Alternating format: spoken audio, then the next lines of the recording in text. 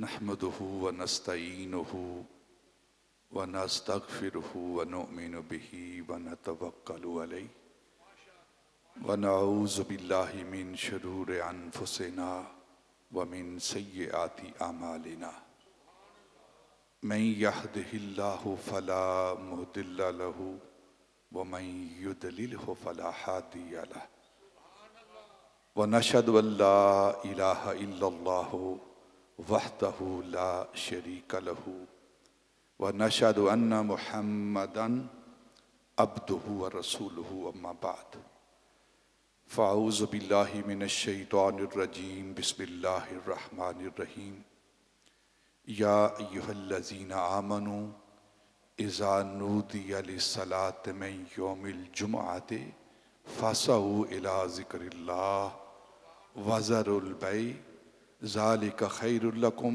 ان کنتم تعلمون صدق اللہ مولانا العظیم وصدق رسولہ النبی الکریم ونحن علی ذالک من الشاہدین والشاکرین والحمد للہ رب العالمین وقال النبی صلی اللہ علیہ وسلم الجمعۃ عید للمسلمین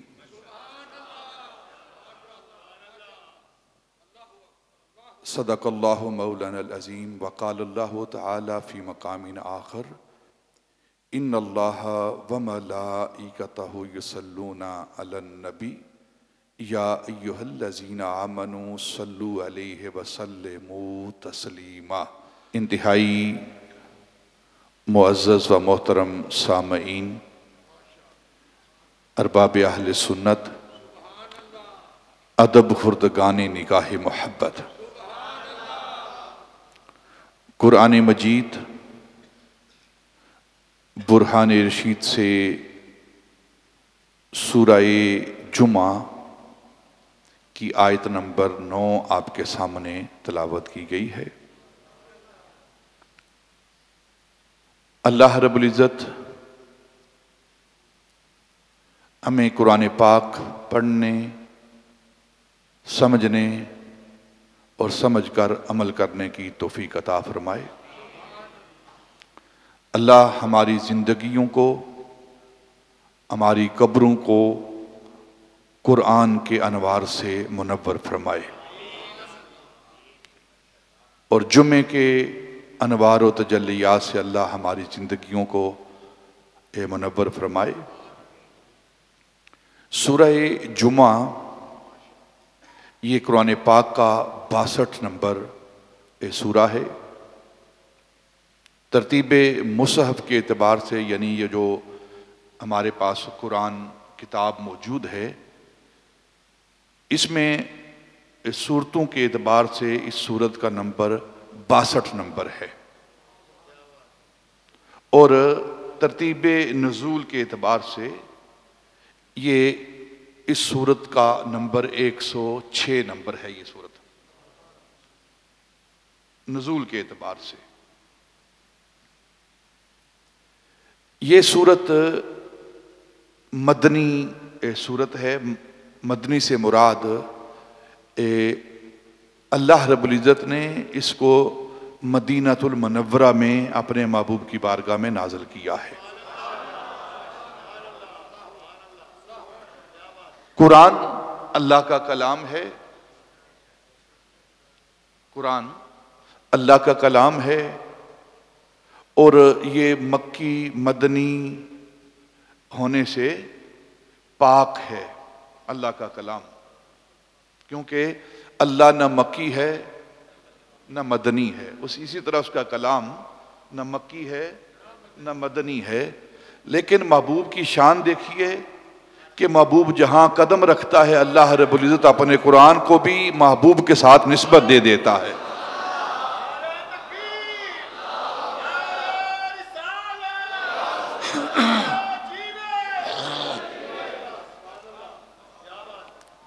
اپنے محبوب کے ساتھ کیسا محبت کا معاملہ ہے کہ محبوب مکے میں ہے، قرآن مکی ہو گیا ہے، محبوب مدینے میں ہے، قرآن مدنی ہو گیا ہے، محبوب عرش پر گیا ہے، قرآن عرشی ہو گیا ہے۔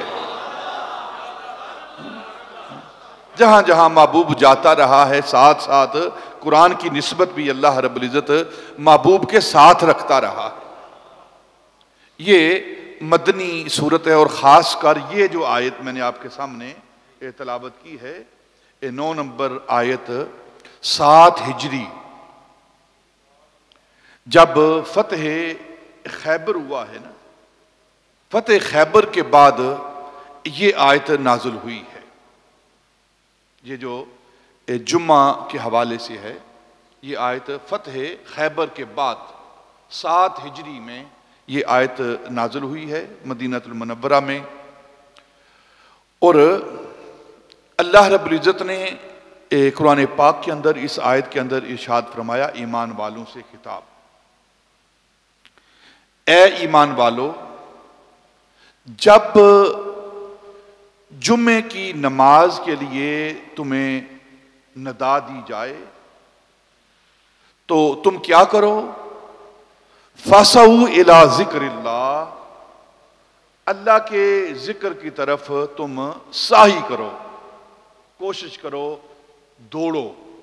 سعی کا معنی کیا ہے؟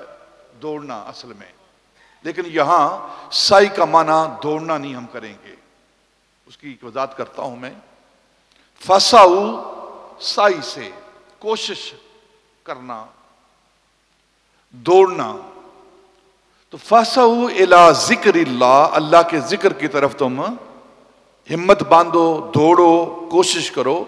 دوڑنا ہم یہاں معنی کیوں نہیں کریں گے؟ یہاں فَاسَعُوا سے مراد ایک جمعے کی نماز ہے، دوسرا اللہ کا ذکر ہے، تیسرا جو ہے وہ خطبہ جمعہ ہے. فَاسَعُوا کا معنی تو نماز کے لیے دوڑنے کا حکم نہیں ہے. حدیث پاک ہے، نبی پاک صلی اللہ علیہ وسلم کی حدیث پاک ہے کہ جب جماعت نماز کھڑی ہو جائے تو تم نماز کے لیے پروقار طریقے سے، باوقار طریقے سے، یہ ہمارا غلط طریقہ ہوتا ہے ہمارے ساتھیوں کا، ہمارے آنے والے احباب کا جو مسجد کے اندر آتے ہیں. اگر اتنی اہمیت ہے تمہاری ذہنوں کے اندر نماز کی تو دنیا کے کام چھوڑ کے چند منٹ پہلے آ جایا کرو.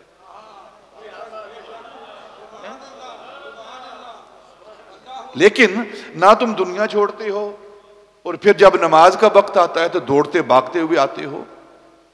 اللہ رب العزت کے محبوب نے منع فرمایا ہے، آگے آ جائیں، اللہ کے محبوب نے منع فرمایا ہے کہ تم نے نماز کے لیے بھاگ کر نہیں آنا، مسجد کے اندر آپ نے دوڑ نہیں لگانی.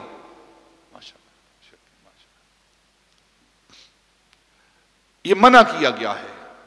سعی کا معنی دیکھیں نا، صفا و مروہ کے درمیان سعی ہوتی ہے نا، تو وہاں حکم یہ ہے کہ تھوڑا سا ذرا ایکٹیو ہو کے صفا و مروہ کے درمیان، مردوں کے لیے، عورتوں کے لیے نہیں ہے یہ.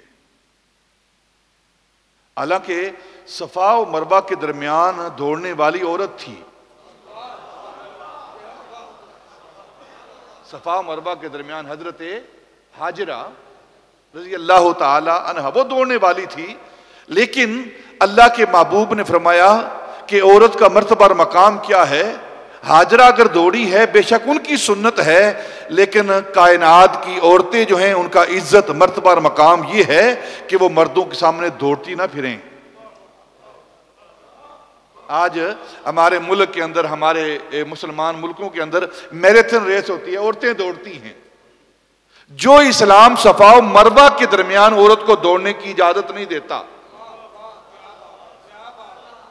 جو اسلام عورت کو صفا و مروہ کے درمیان دوڑنے کی اجازت نہیں دیتا، وہ برہنہ سڑکوں پر دوڑنے کی اجازت دے گا؟ تو فَاسَعُوا کا معنی کیا ہے یہاں؟ فَاسَعُوا کا معنی یہاں دوڑ نہیں کریں گے ہم. یہاں فَاسَعُوا کا معنی ایک کوشش کرنا، ہمت کرنا، ارادہ باندھنا، تیاری کرنا. فَاسَعُوا إِلَىٰ ذِكْرِ اللَّهِ، نماز کے لیے، جو نماز کی بات ہو رہی تھی کہ نماز کے لیے، کیونکہ ہم جمعے کی نماز کے لیے آتے ہیں یا کوئی بھی نماز کھڑی ہو تو اکثر ہمارے ساتھی جماعت کھڑی ہوتی ہے، وہ رکوع میں جاتی ہے تو دوڑتے بھاگتے ہوئے آتے ہیں مسجد کے اندر، اور پانی بھی وضو کا مسجد کے اندر گراتے ہوئے، پھر پوری طرح کپڑے بھی درست نہیں کیے ہوتے. یہ اسلام کے اندر یہ چیزیں اس کی اجازت نہیں ہے. اسلام وقار کا مذہب ہے, سکون و اطمینان کا مذہب ہے, افراتفری کا مذہب نہیں ہے اسلام. یہ غیر لوگوں کا پراپیگنڈا ہے, انہوں نے افراتفری اسلام کے اندر داخل کر دی ہے. اطمینان کا, سکون کا یہ مذہب ہے اسلام. ہر کام آپ نے باوقار طریقے سے, جلدی جلدی نہیں. حدیث پاک میں آتا ہے جلدی کرنا یہ شیطان کا عمل ہے. مسلمان کے عمل کے اندر وقار ہوتا ہے, اطمینان ہوتا ہے, سکون ہوتا ہے, تسلی ہوتی ہے, تشفی ہوتی ہے.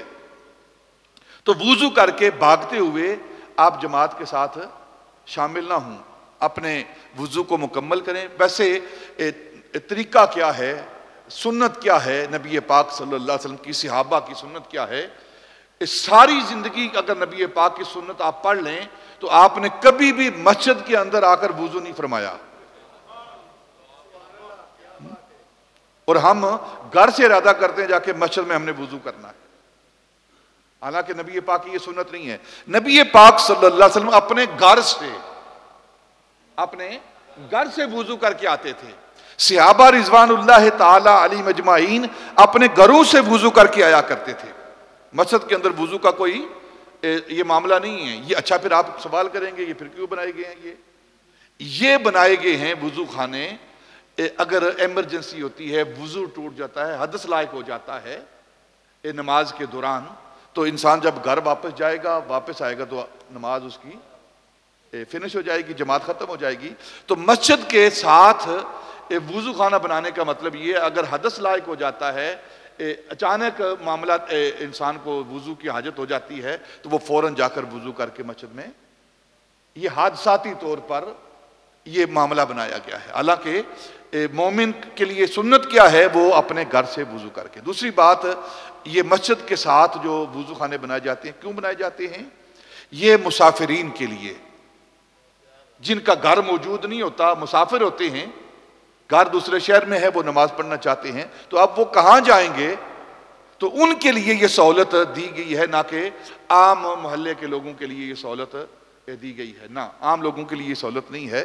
اور پھر وضو کریں آپ, اگر ضرورت پڑی ہے آپ وضو کریں, وضو کر کے اپنا پانی جو ہے وضو کا اسی جگہ پر آپ نچوڑیں, پھر اپنے کپڑے کو سیدھا کریں, اور اگر جماعت کھڑی ہے, امام صاحب رکوع میں جاتے ہیں, چلے جائیں. اگر آپ کو اپنے رکوع کا اتنا خیال ہے تو پھر 10 منٹ پہلے آ جائیں, آ کر وقار کے ساتھ بیٹھیں, انتظار کریں نماز کا. اور نبی پاک نے فرمایا جو نماز کا انتظار کرتا ہے گویا وہ نماز کے اندر ہی ہے. جو نماز کا انتظار کر رہا ہوتا ہے نا, تو گویا وہ نماز ہی پڑھ رہا ہوتا ہے, وہ نماز کے اندر ہی ہے.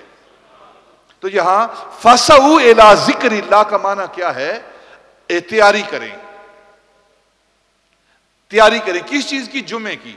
ہم نے اس جمعے کو چھوڑ دیا ہے, جمعے کو ہم نے چھوڑ دیا, اس کی اہمیت ختم ہو گئی ہے ہمارے نزدیک. دنیا کے کاموں کو ہم نے ترجیح دے دی ہے اور جمعے کو ہم نے مؤخر کر دیا ہے, پیچھے کر دیا ہے, اس کو سیکنڈ پوزیشن پر ہم لے گئے ہیں.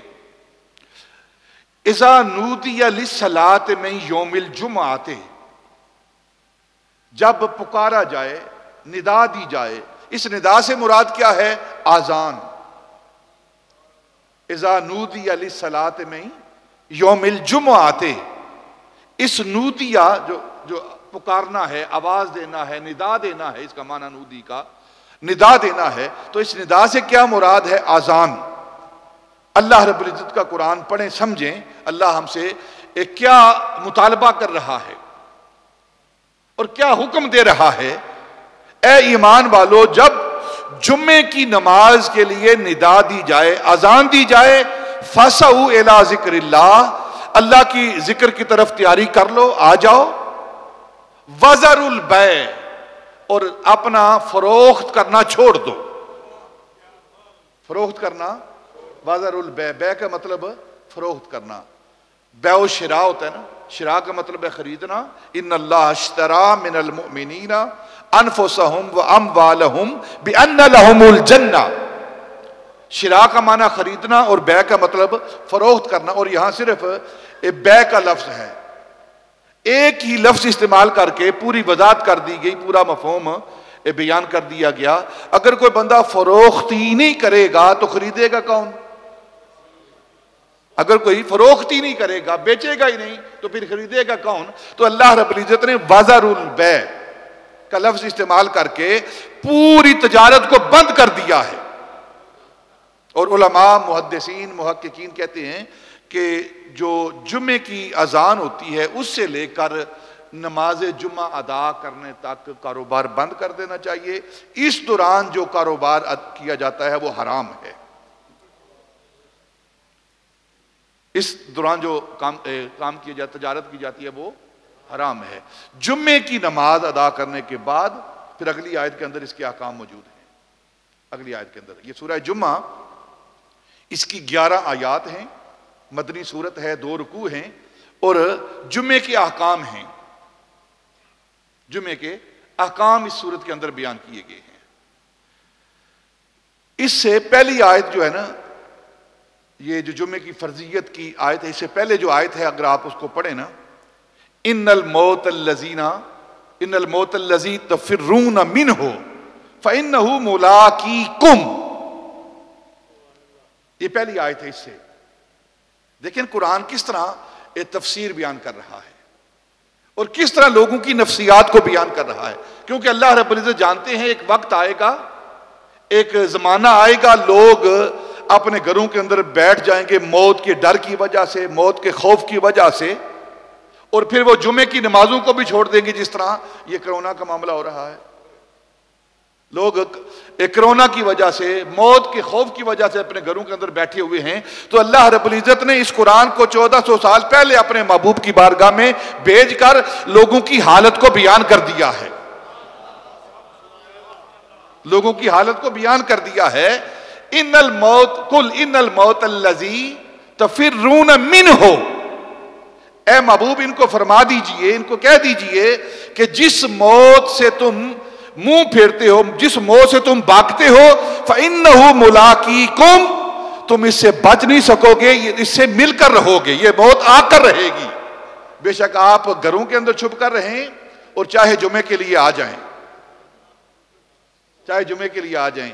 جمعہ اس لیے نہیں چھوڑنا کہ کرونا ہو گیا ہے تو اب جمعہ چھوڑ دیتے ہیں، موت آ جائے گی، نہ، انہم ملاقیکم، اس موت کو تم نے مل کر رہنا ہے، چاہے سارے کمرے بند کر کے تالے لگا کے اندر بیٹھ جائیں، وہ کرونا وہاں بھی پہنچ جائے گا، موت کا فرشتہ وہاں بھی پہنچ جائے گا۔ تو پھر اس آیت کے بعد اگلی آیت، یا ایھا الذین آمنوا اذا نودی للصلاۃ من یوم الجمعۃ، یہ دونوں آیات کی ترتیب ہمیں فائدہ دے رہی ہے، دونوں آیات کی ترتیب ہمیں فائدہ دے رہی ہے۔ اس لیے میں کہتا ہوں کہ قرآن کا ایک ایک لفظ، ایک ایک حرف، ایک ایک صورتوں کی ترتیب، آیات کی ترتیب، یہ زیریں، زبریں، شدیں، مدیں سب جو ہیں یہ با مقصد ہیں، کوئی ایک چیز بھی بے مقصد نہیں ہے۔ ایک سورت کے بعد دوسری سورت، ایک آیت کے بعد دوسری آیت، یہ بھی ہمیں فائدہ دیتی ہے، یہ بھی ہمیں فائدہ دیتی ہے۔ زیراں، زبراں، شداں، مداں سب شان تیری وچ آئیاں، بے سمجھانو سمجھ نہ کاہی تے خاصا رمزاں پائیاں۔ اب جب جمعے کی اذان ہو جائے،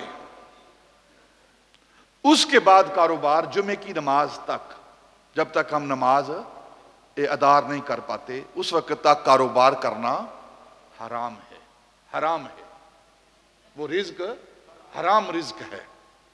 اور جب نماز پڑھ لیے جمعے کی، پھر اگلی آیت جو ہے فَانْتَشِرُوا فِي الْأَرْضِ اِذَا قُضِيَتِ الصَّلَاةُ فَانْتَشِرُوا فِي الْأَرْضِ، جب نماز پڑھ لی ہے پھر زمین پر پھیل جاؤ اور اللہ کے فضل کو تلاش کرو۔ کتنی وضاحت کے ساتھ اللہ رب العزت ہمیں احکام دے رہا ہے۔ یہ جمعہ المبارک یہ فرض عین ہے، جمعہ فرض عین ہے، اور اس کی اہمیت کیا ہے کہ جو جمعے کا خطبہ ہے اللہ رب العزت نے زور کی 2 رکعتیں کم کر کے جو خطبہ ہے، خطبہ جمعہ، اس کو 2 رکعتوں کے برابر قرار دے دیا گیا ہے۔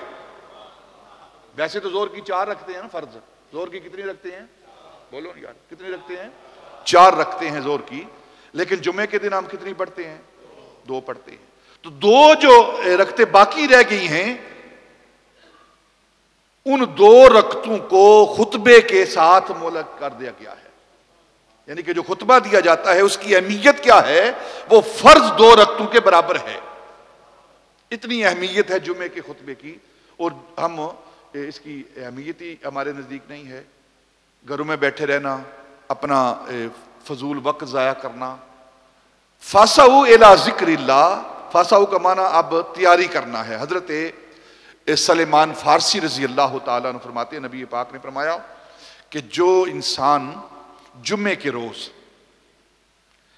اپنی ہمت، اپنی حیثیت کے مطابق تیاری کرتا ہے، اچھا لباس پہنتا ہے، اچھی طرح غسل کرتا ہے، غسل کرنا اور اچھا لباس پہنتا ہے، سر پہ اچھا کپڑا امامہ باندھتا ہے، اچھا کپڑا استعمال کرتا ہے، خوشبو لگاتا ہے، اور اس کے بعد مسجد کے اندر داخل ہوتا ہے، آ کر سکون اطمینان کے ساتھ بیٹھ جاتا ہے، خطبہ سنتا ہے، نماز ادا کرتا ہے، اور سروں کو نہیں پھلانگتا. یعنی بعد میں آ کے سروں کو پھلانگنا یہ بھی منع ہے. جہاں جگہ ملتی ہے وہاں بیٹھ جانا چاہیے، اور سروں کو پھلانگنے کے بغیر وہ نماز جمعہ ادا کرتا ہے. تو حضرت سلیمان فارسی کہتے ہیں ہم سب کے آقا مولا نے فرمایا پچھلے جمعہ سے لے کر اس جمعے تک جس نے یہ جمعہ ادا کیا ہے، اس کی زندگی کے اندر جتنے بھی گناہ تھے اللہ رب العزت نے معاف فرما دیے.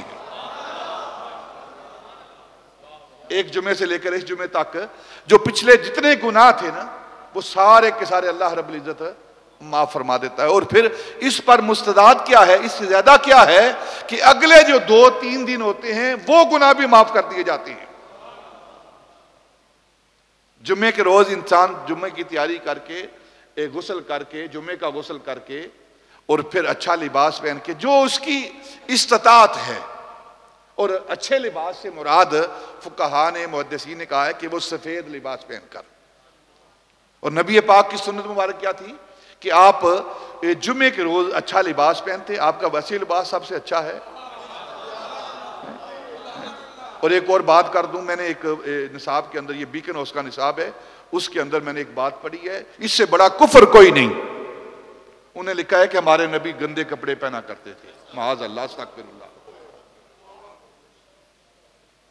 یہ کفر ہے. یہ کیا ہے؟ یہ کفر ہے کہ نبی پاک صلی اللہ علیہ وسلم کے کپڑوں کی طرف بھی یہ نسبت، یہ لفظ بولنا. علماء محدثین نے لکھا ہے، صاحب الشفا قاضی عیاض نے لکھا ہے کہ جس شخص نے یہ کہا کہ ہمارے نبی کے کپڑے معاذ اللہ، استغفر اللہ، نقل کفر، کفر نہ باشد، جس نے یہ کہا کہ ہمارے نبی کے کپڑے میلے تھے، کپڑے میلے تھے، تو وہ بھی حالت کفر میں چلا گیا ہے. حالت کفر میں چلا گیا ہے، وہ کافر ہو گیا ہے. اور پھر جس نے یہ کہا کہ آپ کے نالین مبارک کے حوالے سے، آپ کے جوڑوں مبارک کے حوالے سے، کہ آپ کے جوڑوں کو جتڑی کہا، معاذ اللہ، معاذ اللہ، استغفر اللہ، نقل کفر، کفر نہ باشد، جس نے آپ کے نالین مبارک کو جتڑی کہا وہ بھی کافر ہو گیا ہے. اور جب بات ہو رہی ہو نبی پاک صلی اللہ علیہ وسلم کی، کہ نبی پاک صلی اللہ علیہ وسلم کو کوئی ایک فرد کہے کہ آپ کو کدو شریف، لوکی شریف بڑا پسند تھا، جب یہ بات ہو رہی ہو کہ نبی پاک کو کدو شریف بہت پسند تھا، تو کوئی دوسرا فرد کہے کہ مجھے پسند نہیں ہے، جب یہ بات ہو رہی ہے. ویسے اگر کوئی کہتا ہے تو علیحدہ معاملہ ہے، لیکن جب یہ بات ہو رہی ہو کہ نبی پاک صلی اللہ علیہ وسلم کو کدو شریف پسند تھا، آپ اپنے کھانے کے اندر کدو کو پسند فرماتے تھے، تو دوسرا کہے میں کدو کو پسند نہیں کرتا، تو علماء نے کہا ہے کہ اس نے کفر کیا ہے. اس نے کفر کیا ہے. یہ مرتبہ اور مقام ہے آقا مولا کا. اتنا درجہ ہے نبی پاک صلی اللہ علیہ وسلم کا. اور یہ بیکن ہاؤس کا جو نصاب ہے اس کے اندر میں نے یہ خود اپنی آنکھوں سے نیٹ کے اندر پڑھا ہے کہ انہوں نے یہ جملے لکھے ہیں اور یہ سوال وہاں درج کیا ہے. اور کوئی پوچھنے والا نہیں نصاب کے اندر کیا پڑھایا جا رہا ہے، اسکولوں کے اندر کیا تعلیم دی جا رہی ہے، ختم نبوت کے حوالے سے کیا معاملات ہو رہے ہیں، اور ہم بھی چپ کر کے بچوں کو ان اسکولوں کے اندر بھیج رہے ہیں کہ ہمارا بچہ انگلش سیکھ جائے. بے شک اس کا ایمان تباہ ہو جائے، اس کی آخرت تباہ ہو جائے، بس وہ انگلش بولنا شروع کر دے. یہ کون سا معیار ہے انگلش بولنے کا؟ ہم تعلیم کے منکر نہیں ہیں، تعلیم حاصل کرنی ہے، ہم نے اعلیٰ سے اعلیٰ تعلیم حاصل کرنی ہے. قرآن کی پہلی وحی تعلیم حاصل کرنے کی ہے، اقرا. لیکن یہ اقرا جو پڑھنا ہے، کیوں پڑھنا ہے؟ اقرا باسم ربک الذی خلق. وہ تعلیم جو تمہیں رب کے پاس لے جاتی ہے وہ تعلیم حاصل کرو. ان اقتدار والوں سے ہم بات کرتے ہیں، ان سے پوچھتے ہیں کہ اللہ نے آپ کو اختیار دیا ہے، اقتدار دیا ہے، کل آپ نے اللہ کے حضور حاضر ہونا ہے. اور ہم اپنے آپ سے پوچھتے ہیں اللہ نے ہمیں پیسے دیے، مال دیا ہے، اولاد دی ہے، تو ہم اپنی اولاد کو کیا پڑھا رہے ہیں؟ یہ ساری باتیں کل سوال ہونے ہیں. اور ہمیں صرف روٹی کی فکر نہیں کرنی چاہیے کہ روٹی کھا لی ہے، سو گئے ہیں، اچھا گھر بنا لیا ہے، بس ختم ہو گیا کام. نہ، یہ معاملے نہیں ہیں، یہ کل سارا سوال و جواب ہونا ہے. تو ان سکولوں میں اپنے بچوں کو بھیجیں، سب سے پہلے ان کا نصاب دیکھیں کہ وہ پڑھا کیا رہے ہیں، کیا دین سکھا رہے ہیں، یہ صرف ڈانس ہی سکھا رہے ہیں، میوزک ہی سکھا رہے ہیں. یہ بیکن کا کیا معنی ہے؟ بیکن کون سا لفظ ہے انگلش کا، اور کس کو کہتے ہیں بیکن؟ بولو یار. سور کو. ہاں، بیکن سور کو کہتے ہیں. پورک جسے کہتے ہیں، پورک وہ بھی سور، بیکن بھی سور. اور بیکن ہاؤس سوروں کا گھر، یہ سکول کا نام ہے نا. اور بڑے شوق سے ہم اپنے بچوں کو وہاں بھیج دیتے ہیں، تو وہاں پھر سور ہی بننے ہیں نا، پھر وہاں انسان نہیں بننے، پھر وہاں سور ہی بننے ہیں. تو ان چیزوں کو آپ اپنے ذہنوں کے اندر رکھیں. اپنے بچوں کو آپ نے کہاں بھیجنا ہے، کس کے پاس بھیجنا ہے. اس کے پاس بھیجتے ہو جو یہ کہتا ہے کہ مرنے کے بعد ضرورت کسی چیز کی نہیں ہے، نہ فاتحہ کی ضرورت ہے، نہ احصال ثواب کی ضرورت ہے، وہاں بھیجو بچوں کو تاکہ آپ مر جائیں اور وہ آپ کے پاس کچھ بھی نہ بھیجے اور انتظار میں رہیں. آپ سوچ سمجھ کے اپنی زندگی کو ہم گزاریں، سوچ سمجھ کے. یہ بڑی مختصر زندگی ہے. اور پھر جمعے کے حوالے سے ہم گفتگو میں واپس آتا ہوں. میں 2-4 باتیں میں نے کرنی تھی وہ کر لی ہیں. یہ فَاسَعُوا إِلَىٰ ذِكْرِ اللَّهِ، اس سے نودی کا معنی ندا دینا، آواز دینا، پکارنا. اس سے مراد اذان ہے، اس سے مراد اذان ہے. جب جمعے کی اذان ہو جائے، اس اذان سے لے کر پھر نماز ادا کرنے تک کاروبار حرام ہے. اور ہم سارے کاروبار اس وقت کرتے ہیں، حتیٰ کہ عین اس وقت جب جمعے کا وقت ہوتا ہے اس وقت ہماری براتیں آتی ہیں، شادیاں ہوتی ہیں. اس وقت کھانے کا انتظام ہوتا ہے. جمعہ کوئی نہیں، یہ فرض عین ہے، فرض عین ہے. جمعہ فرض ہے. اذا نودی للصلاۃ من یوم الجمعۃ فاسعوا، امر کا صیغہ ہے. فاسعوا الی ذکر اللہ، اللہ کے ذکر کی طرف آ جاؤ، اللہ کہہ رہا ہے. وذروا البیع، یہ بھی امر کا صیغہ ہے. تجارت کو، فروخت کو چھوڑ دو، اور یہ تمہارے لیے بہتر ہے اگر تم جانتے ہو، اللہ کہہ رہا ہے. اور یہ جمعہ کیا ہے، دنیا کے اندر فائدہ کیا ہے، آخرت کے اندر فائدہ کیا ہے. حدیث پاک ہے، ترمذی کی حدیث پاک ہے، نبی پاک نے فرمایا جو شخص جمعے کے دن فوت ہوتا ہے، جمعے کے دن فوت ہوتا ہے، اس دنیا سے جاتا ہے، یا جمعے کی رات کو، یا جمعے کی رات کو، یعنی جو رات گزر چکی ہے اس رات کو فوت ہوتا ہے مومن، یا جمعے کے دن فوت ہوتا ہے، تو وہ جو فتنہ قبر ہے اس سے آزاد ہوتا ہے. کتنی اہمیت ہے اس دن کی. فتنہ قبر سے، عذاب قبر سے وہ محفوظ ہو جاتا ہے. یہ دن کی برکت ہے. اور کیا ہے، اور پھر نبی پاک نے فرمایا کہ جو جمعے کے دن انسان جمعہ پڑھتے ہیں نا، کر جمعے کی تیاری، یہ دن جب آتا ہے تو اللہ رب العزت اپنے محبوب کے امتیوں کو دن میں 3 بار نظر رحمت سے دیکھتا ہے.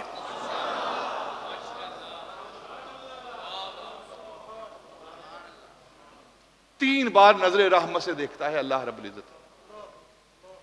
اور پھر نبی پاک نے فرمایا کہ یہ وہ دن ہے جمعے کا دن، اس میں ایک گھڑی آتی ہے، ایک وقت آتا ہے، ایک لمحہ آتا ہے کہ اس وقت انسان جو بھی اللہ کی بارگاہ میں حلال و طیب چیزوں سے دعا مانگتا ہے، دعا کرتا ہے، اس کی دعا قبول ہوتی ہے. اس کی دعا قبول ہوتی ہے، جو بھی وہ دعا مانگتا ہے اللہ کی بارگاہ میں. اور اگر وہ دعا اسے دنیا کے اندر قبولیت اس کا اظہار نہ ہو تو وہ دعا اس کے لیے کل قیامت کے روز کے لیے ذخیرہ کر دی جاتی ہے. اللہ جانتا ہے میرے بندے کے لیے کیا چیز بہتر ہے، کیا چیز بہتر نہیں ہے. تو انسان کو چیز ایسی مانگتا ہے جو اس کے لیے بہتر نہیں ہے تو اللہ رب العزت وہ اس کو عطا نہیں فرماتا، اور اس کے لیے وہ چیز وہ اجر ذخیرہ کر لیتا ہے اور کل قیامت کے روز اس کا اجر عطا فرمائے گا. یہ وہ دن ہے. اللہ رب العزت اس دن اپنے بندوں کی طرف نظر رحمت سے دیکھتا ہے. اور پھر حدیث پاک ہے کہ ہر جمعے کو اللہ رب العزت 6 لاکھ انسانوں کو، 6 لاکھ لوگوں کو جن پر جہنم واجب ہو چکی ہوتی ہے، انہیں جہنم سے نکال کے جنت میں داخل کرتا ہے. یہ وہ جمعہ ہے جس کی اہمیت ہمارے ذہنوں سے خارج ہو چکی ہے، اور دنیا کی باتوں کے اندر ہم مگن ہو چکے ہیں، دنیا کے کاموں کے اندر مگن ہو چکے ہیں، اور دنیا کے کام نہ مکمل ہوئے ہیں نہ کبھی ہوں گے. نہ کبھی مکمل ہوئے ہیں نہ کبھی ہوں گے. اس رزق کے لیے، اس پیٹ بھرنے کے لیے ہم دن رات لگے رہتے ہیں، حتیٰ کہ جو حلال و حرام ہے اس کی تمیز کو بھی بھول چکے ہیں. اس کی تمیز کو بھی بھول چکے ہیں. اور یہ دنیا کے مال نے، دنیا کے پیسوں نے، دنیا کے رزق نے انسان کا کبھی پیٹ بھرا نہیں ہے. اگر دنیا کا مال پیٹ بھر دیتا نا تو ایک مرتبہ کھانے سے پیٹ بھر جاتا. دن میں 5 مرتبہ کھاتے ہیں ہم، اس کا مطلب پیٹ بھرنا نہیں ہے، بھرا بھی نہیں اور بھرنا بھی نہیں ہے. دیکھیں نا، بچپن سے شروع ہوتے ہیں، بڑھاپے تک کھاتے جاتے ہیں، پھر بھی پیٹ خالی کا خالی. بچپن سے شروع ہوتے ہیں نا کھانا، اور بڑھاپے تک کھاتے جاتے ہیں پھر بھی پیٹ. تو پھر یہ دنیا کا مال، دنیا کی رزق جو ہے یہ پیٹ کو نہیں بھرے گا.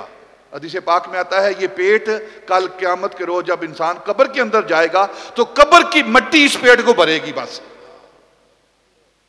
اور ہم نے جمعے کو چھوڑ دیا ہے، اور جب جی چاہتا ہے اپنی مرضی سے اٹھ کے آ جاتے جمعہ پڑھنے کے لیے. اس پر بھی حدیث پاک میں بیان کر دیتا ہوں. نبی پاک صلی اللہ علیہ وسلم فرمایا کہ اللہ رب العزت جمعے کے دن، جب جمعے کی صبح ہوتی ہے نا، جب صبح کا آغاز ہوتا ہے جمعے کا، تو حدیث پاک میں آتا ہے کہ ساری مخلوق جو ہے وہ کانپتی ہے، ڈرتی ہے، خوف زدہ ہوتی ہے. ساری مخلوق سوائے انسانوں اور جنوں کے، سوائے انسانوں اور جنوں کے، باقی ساری مخلوق جو ہے وہ کانپتی ہے. کیوں کانپتی ہے؟ کیونکہ ساری مخلوق کو علم ہے کہ قیامت جو ہے وہ جمعے کے روز آنی ہے.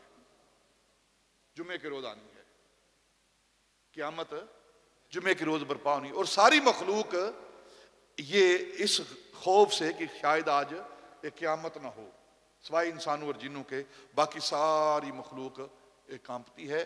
اور صبح سے لے کر جب تک سورج طلوع نہیں ہو پاتا اس وقت تک وہ خوف کی حالت میں رہتے ہیں. کیونکہ صبح کے وقت یہ سور پھونکا جائے گا، آواز جو آئے گی نا قیامت کی، جو سور پھونکا جائے گا، جو آواز آئے گی، ایک ایسی آواز نکلے گی کہ سارے کانوں کے پردے پھاڑ دے گی. وہ پردے پھاڑ دے گی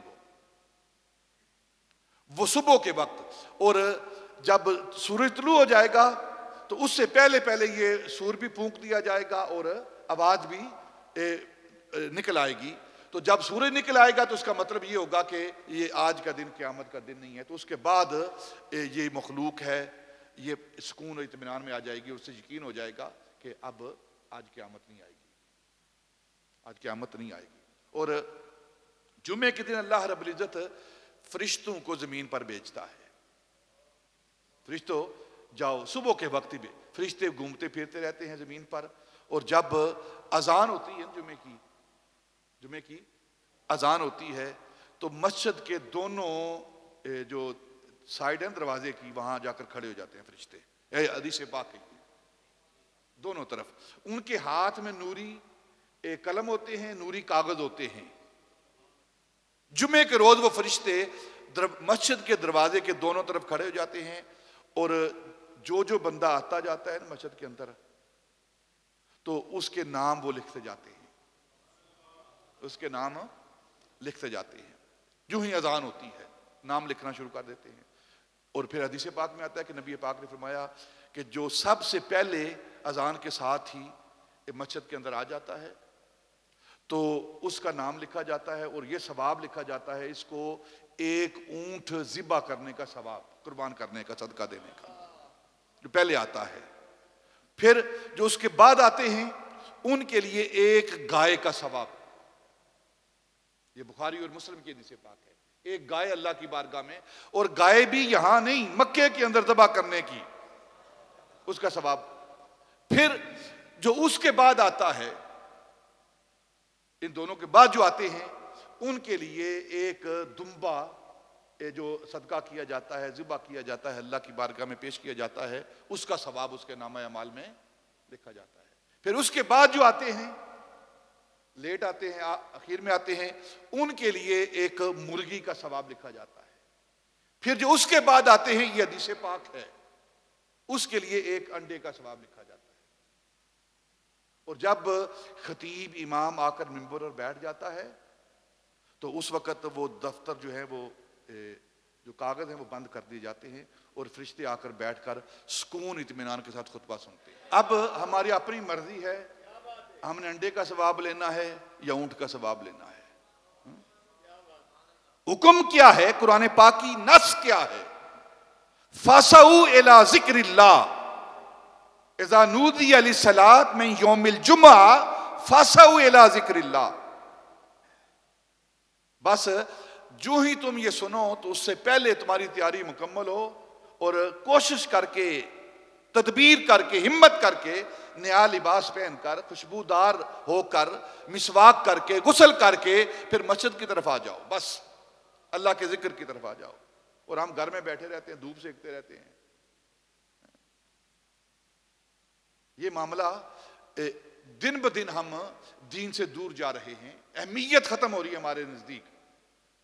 نمازوں کی اہمیت، جمعے کی اہمیت، مساجد کی اہمیت، دین کی اہمیت جو ہے وہ ختم ہوتی جا رہی ہے. دن بدن ہم دنیا دار ہو رہے ہیں، دنیا دار ہو رہے ہیں. جمعہ یہ کیسا جمعہ ہے؟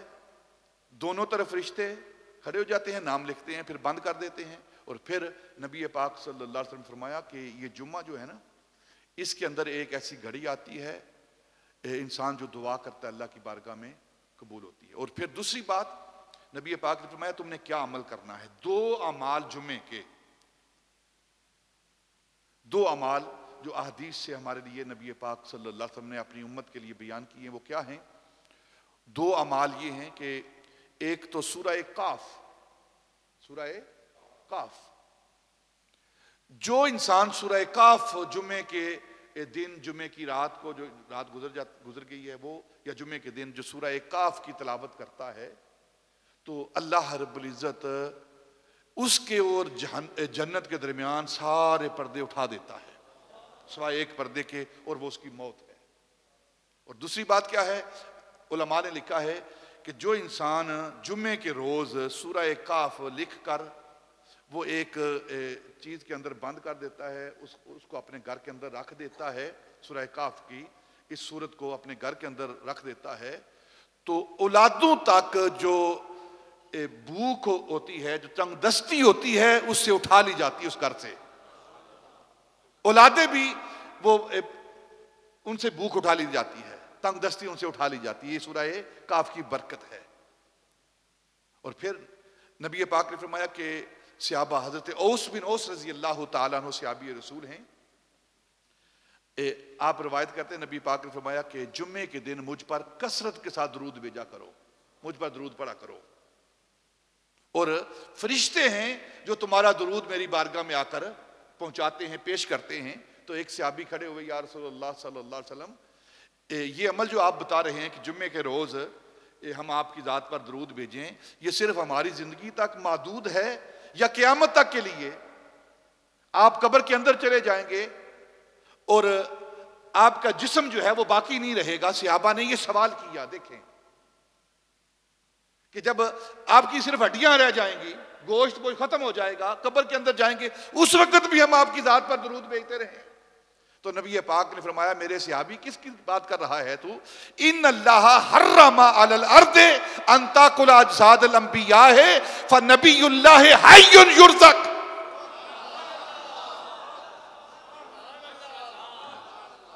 صحابی تو کیا بات کر رہا ہے؟ اللہ رب العزت نے زمین پر، اللہ رب العزت نے خاک پر یہ بات حرام کر دی ہے کہ وہ انبیاء کے جسموں کو کھائے۔ ان اللہ حرم علی الارض ان تاکل اجساد الانبیاء ہے، یہ ابو داؤد شریف کی، مسلم شریف کی حدیث پاک ہے۔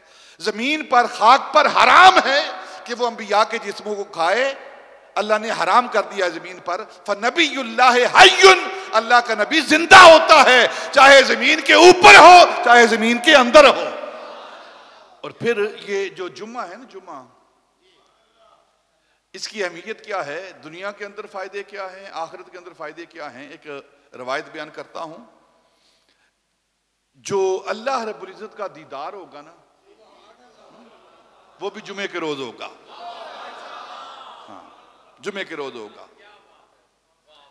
روایت میں آتا ہے کہ جب جنتی جنت کے اندر چلے جائیں گے اور پوری جنت کی نعمتوں سے وہ متمتع ہوں گے، موج کر رہے ہوں گے، اور حدیث پاک میں ہے کہ ایک ایک مومن کو، جنتی کو 70 حوریں دی جائیں گی، باغات، محلات ان کو عطا، وہ پوری پر سکون زندگی وہاں بسر کر رہے ہوں گے جنت کے اندر۔ تو جب جمعے کا دن آئے گا نا، تو اللہ رب العزت کے حکم کے ساتھ اللہ فرمائے گا جبریل کو، جبریل ان جنت والوں کو اعلان کرو کہ سارے اپنے محلات سے، اپنے باغوں سے باہر نکلو، اپنے اپنے گھروں سے باہر نکلو اور سارے مل کر میرے محبوب کے محل کی طرف چلو۔ کسرے جو لفظ ہے نا، کسر کا لفظ ہے، میرے محبوب تاجدار مدینہ صلی اللہ علیہ وسلم کے محل کی طرف سب چلو، نکلو اپنے گھروں سے، اپنے محلات چھوڑ کر، اپنا سکون و اطمینان چھوڑ کر سب محبوب کے گھر کی طرف چلو۔ اور جب سارے محبوب کے گھر پہنچیں گے، نبی پاک کے محل کسر کی طرف پہنچیں گے، جنت کے اندر جو آپ کا محل ہوگا، ایک عام حافظ کے لیے کتنی جگہ ہے جنت کے اندر؟ جو عام حافظ ہے، جو قرآن پڑھنے والا ہے، حدیث پاک میں آتا ہے اللہ فرمائے گا کہ تو گھوڑے پر سوار ہو جا، گھوڑے کو دوڑا، اور جنت کے گھوڑے کے اوپر، یہاں کے گھوڑے کے اوپر نہیں، اس کو دوڑاتا جا، قرآن پڑھتا جا، جہاں تک تو قرآن پڑھتا جائے گا اتنی جنت تیری ہے۔ یہ قرآن پڑھنے والے کی جنت ہے یہ، اور جس پر قرآن آیا ہے اس کی جنت کا عالم کیا ہوگا؟ بولو نا سبحان اللہ یار سارے پھر۔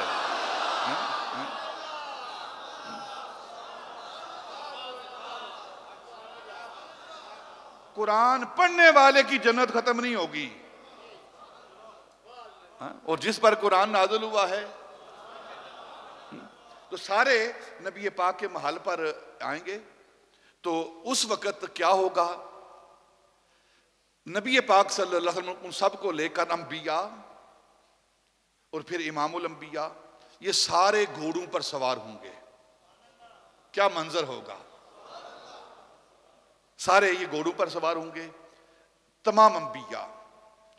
نبی پاک صلی اللہ علیہ وسلم ان کو لے کر باہر نکلیں گے ایک مکان کی طرف، ایک جگہ کی طرف، اور سارے انبیاء گھوڑوں پر سوار ہوں گے، اور ان کے پیچھے، انبیاء کے پیچھے جو ہستیاں گھوڑوں پر سوار ہوں گی انہیں علماء ربانیین کہا جاتا ہے۔ جو امت کے علماء ہیں ان انبیاء کے ساتھ گھوڑوں پر سوار ہوں گے، انبیاء کے ساتھ علماء گھوڑوں کے پر سوار ہوں گے اور وہ اس منزل کی طرف چلیں گے۔ اس کے پیچھے پھر شہداء ہوں گے پیدل چلنے والے، پھر دوسرے مومنین ہوں گے، دوسری امتیں ہوں گی، دوسرے امت کے افراد ہوں گے، اور یہ سب چلیں گے، ایک مقام پر پہنچیں گے۔ وہاں پہنچ کر حضرت داؤد علیہ السلام، لحن داؤدی، خوبصورت آواز ہے ان کی، لحن کہتے ہیں ایک خوبصورت آواز کو، لحن داؤدی، حضرت داؤد علیہ السلام کی جو دنیا کے اندر آواز تھی، اس سے خوبصورت آواز میں حضرت داؤد علیہ السلام اللہ کی حمد بیان کریں گے، اور جب وہ حمد پڑھنا شروع کریں گے تو ان کے ساتھ پھر سارے ہی حمد کریں گے، اللہ کی حمد کریں گے۔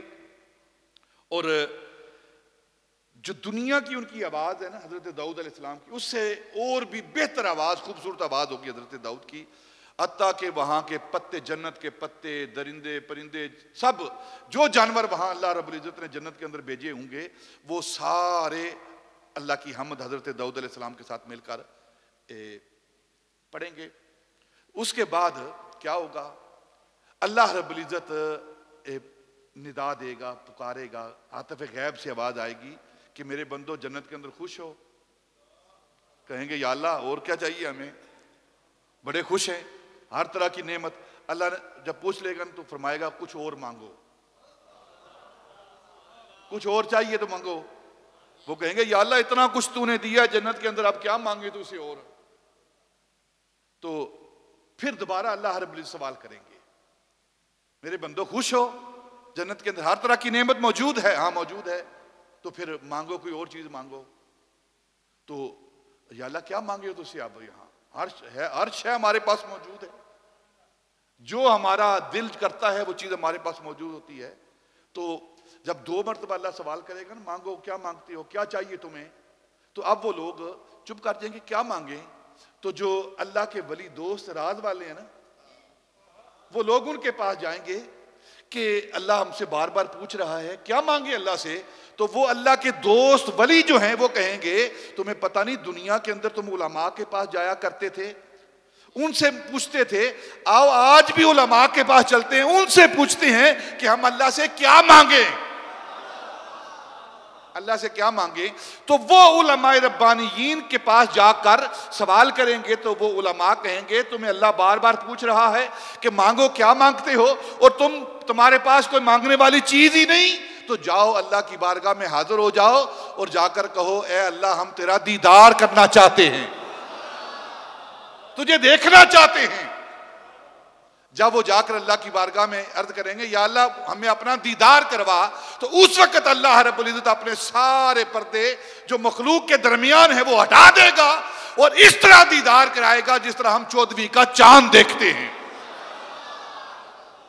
اور یہ سارا کام کس دن ہوگا؟ جمعے کے دن۔ یہ سارا کام کس دن ہوگا؟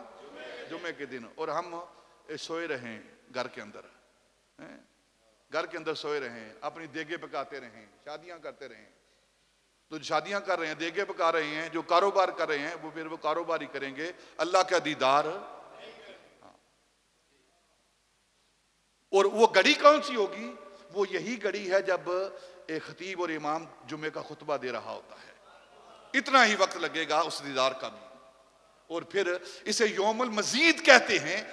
یوم المزید کا کیا معنی ہے کہ وہ جب اللہ کا دیدار کریں گے تو حل میں مزید، یا اللہ ایک بار اور جلوہ دکھا، ایک بار اور جلوہ دکھا، اور یہی آوازیں لگاتے رہیں گے، وہ یہی آوازیں لگاتے رہیں گے۔ اور ہمیں اس دن کی اہمیت کو جاننا چاہیے، یہ جمعے کا دن ہے، اس کی اہمیت کو ہمیں جاننا چاہیے۔ جب اذان ہو جائے تو سارے کاروبار چھوڑ کے، سارے معاملات چھوڑ کے، سارے اپنے دھندے چھوڑ کے فَاسَعُوا إِلَىٰ ذِكْرِ اللَّهِ، اللہ کے ذکر کے لیے جمع ہو جاؤ۔ وَذَرُوا الْبَيْعَ، اور تجارت کو چھوڑ دو۔ اور اگر تم اس بات کو جانتے ہو تو سب سے بہتر یہی عمل ہے۔ اللہ فرما رہا ہے ذَلِكُمْ خَيْرٌ لَكُمْ إِن كُنتُمْ تَعْلَمُونَ، اگر تم جان لو تو تمہاری یہی بات بہتر ہے۔ کاروبار کرنا بہتر نہیں، بلکہ اللہ کی بارگاہ میں آ کر جمعہ ادا کرنا بہتر ہے۔ اللہ ہمیں عمل کرنے کی توفیق عطا فرمائے۔